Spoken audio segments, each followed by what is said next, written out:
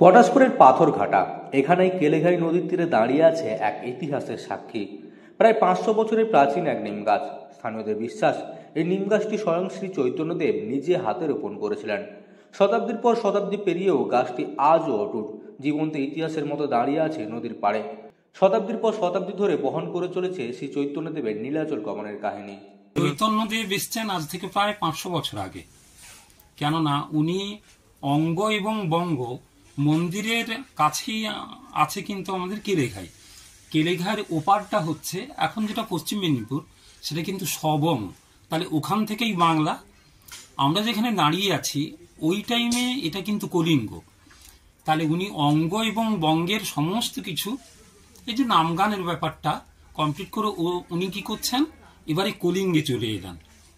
উনি কি করলেন, নৌকা যুগে এসছেন, কিন্তু এসে এখানে উঠেছেন।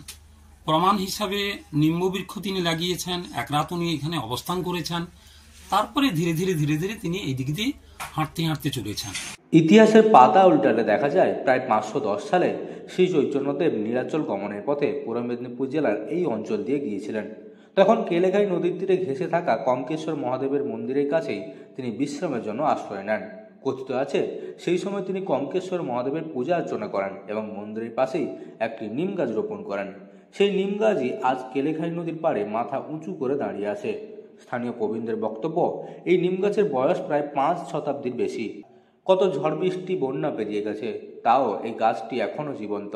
বহুবার কেলেঘাই নদীর বন্যায় কঙ্কেশ্বর মন্দির ক্ষতিগ্রস্ত হয়েছে, কিন্তু নিম গাছটি টিকে রয়েছে সময়ের সাক্ষী হয়ে, বহন করে চলেছে প্রায় 500 বছর আগের ইতিহাস।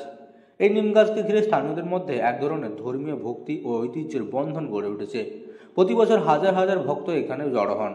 কেউ মন্দিরে পূজা দেন, কেউ গাছের নিচে প্রদীপ জ্বালিয়ে প্রার্থনা করেন। অনেকেই বিশ্বাস করেন গাছের নিচে প্রার্থনা করলে মনোবাসনা পূর্ণ হয়। স্থানীয় পঞ্চায়েতের উদ্যোগে কয়েক বছর ধরে এই ঐতিহ্যবাহী স্থানটিকে পর্যটন মানচিত্রে আনার চেষ্টা চলছে। ইতিমধ্যে কেলেঘাই নদীর ধারে বসানো হয়েছে নাম ফলক ও বেড়া। এলাকাবাসীদের আশা, সরকার যদি উদ্যোগ নেয় তবে এই নিম গাছ ও কঙ্কেশ্বর মন্দিরকে ঘিরে গড়ে উঠতে পারে ঐতিহ্যভিত্তিক ধর্মীয় পর্যটন কেন্দ্র। পূর্ব মেদিনীপুরের পটাশপুর থেকে মদন মাইতির রিপোর্ট, লোকাল 18 বাংলা।